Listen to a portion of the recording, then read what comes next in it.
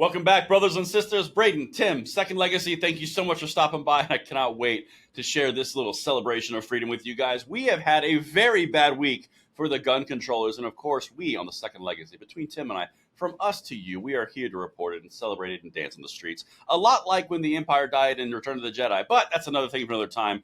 We have got to show you how Minnesota, Colorado, and now another state has lost more gun control, Tim. They did it. Shucks. Well, they've been on a downward trend ever since 2004 really in the sunset. Haven't they? Yeah, the assault weapons ban that Clinton signed into law. And that sunset in 2004. Then we got Hiller, we got McDonald, we got Bruin. We just go right down the list. I mean, it all started their tent started to collapse in 2004, and now they're just reeling from it. They can't get a leg up. But hey, if you listen to Davey Hogg, they're accomplishing great things, and they're almost there. Just give me more money. That's right. They told us that. Well, let's get into this. And if you guys are enjoying the content mixed in with a little bit of humor, sarcasm, and excellent commentary through a whole lot of decades of experience, make sure you hit that like button, subscribe to your channel, and turn the notification bell. Let's get it, Tim. All right. First one. Before I even say the main coup de grace here, you remember Colorado where they got the whole assault weapons ban thing? That kind of got kicked to the curb after all the flowery language from the gun control groups in the House. And it didn't work. No. But it came from the heart, though. Remember that? Yeah. It came from the heart. And I was really surprised because I really thought they were onto something with bringing in all the white ladies with the white privilege to kind of push the gun control. Oh, the buckets of white privilege. Yeah. No, not buckles. Not like your shoes to match your wig. The buckets. Oh. Buckets. Okay, I'm sorry. I get lost in time Yucca sometimes. Mountain. Yeah. I know. Yucca Mountain, buckets of white privilege, safe storage, destruction. I know. Nuclear waste. Yeah, we've gotten some mileage out of that joke. Anyway, that was Colorado, and then of course Hawaii went from May issue to Bruin decision to 4 months. I mean, like turnaround time of concealed carry. Not a good week for gun controllers, and now Minnesota, which is the culmination of the bad week for gun controllers. Remember that senator that I told you about who was caught for burglary and then was in the ethics committee and pled the fifth, and all the while she was purporting red flag laws? And then also the woman that we covered that said women were too stupid to use safeties, and so that was my favorite. Yeah, I've been shooting guns for 30 years. Both were Minnesota. Yep. I've been shooting guns for 30 years, and I still can't figure out where the safety is. Thing. And you vote for laws. Yeah. Okie dokie. And then somebody told me I need to shoot 1,000 rounds to just get proficient, and then 100 rounds a month to stay proficient. And I don't think I've ever fired that much in my lifetime. I've been shooting for 30 years, and I can't find my safety. And if seconds matter, well, I can't find the safety, so seconds matter, and I'm dead now. It's so stupid. Yeah, that was that, Tim. That was that. Okay. Well, now Minnesota suffered another crushing defeat. This is number 12. This is the announcement of Minnesota Gun Owners Caucus. The safe storage law is now dead.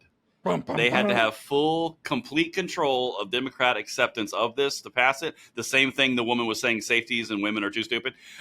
They died. It died. It no go. Look, it didn't work. Folks, the reason we oppose safety laws, gun safety laws like this, they're not safety laws. These are harassment laws.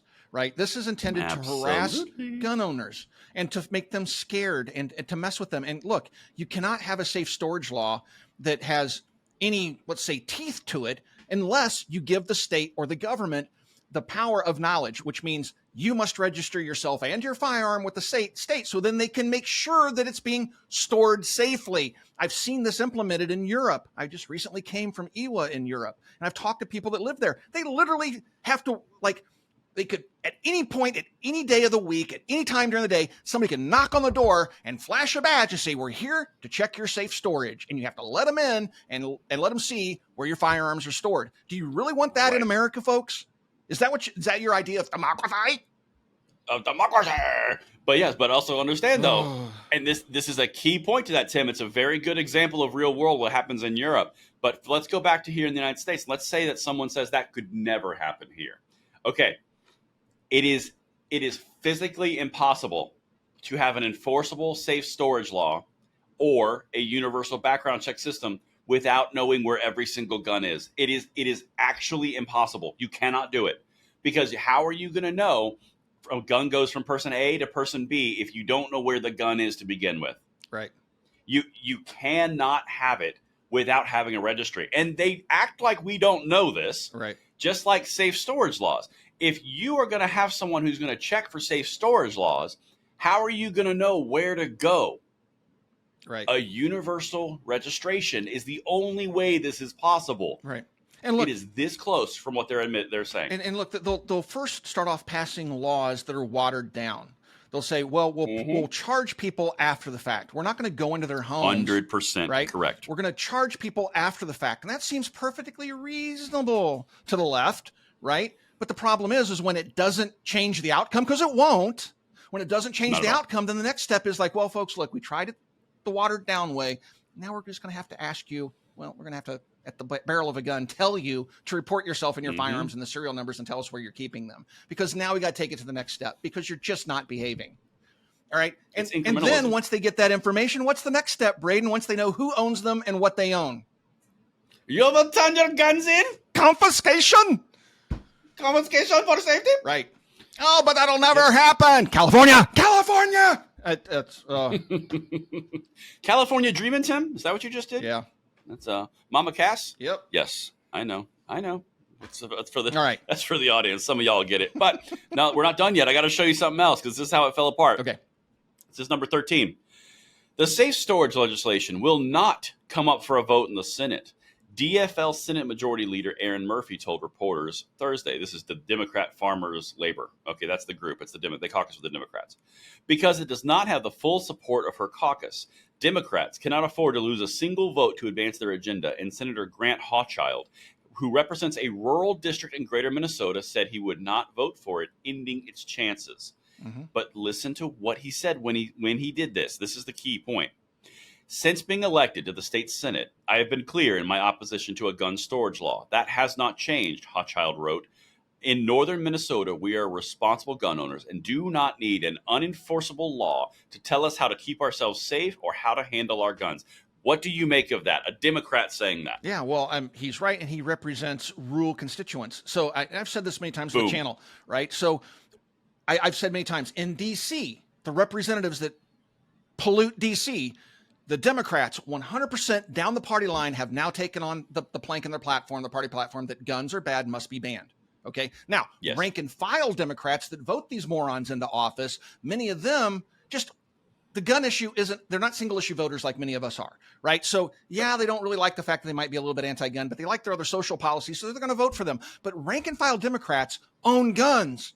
Many of them are pro-gun and support the Second Amendment. It may not be the hot button issue for them. Abortion or something else may take that position for them, but they are pro-gun. And that's what he's talking about here, especially when you get into rural communities. When you get into cities, they tend to be more anti-gun. When you get into the rural areas where people have to protect themselves and fend for themselves and deal with not just criminals, but animals that might come after their chickens and things like that, they want their guns. I mean, could you imagine living in the wilderness and not having a way to defend yourself or even to feed yourself when something Alaska, like the Wuhan Weezer comes along? I mean, think about Alaska. I mean, these guys have to carry guns to take the trash out. Right. I mean, you could get mauled by a bear just going to take the trash to the curb. So, yeah. Correct. That's exactly right. But I want to address something really quickly as we wrap this, because there's some power here that we can take lessons from and apply it to the rest of our 2A fight.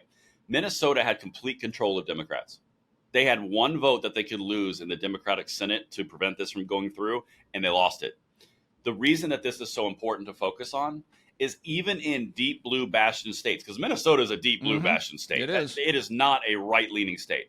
So even in those types of organizations, in those types of states, individual gun rights groups, I have a sneaky suspicion, specifically targeted the weaker and the outlying flimsy purple areas or red area Democrats and said, if you vote for this, you will be kicked out. And then that undermined the entire thing on the state level. Yeah.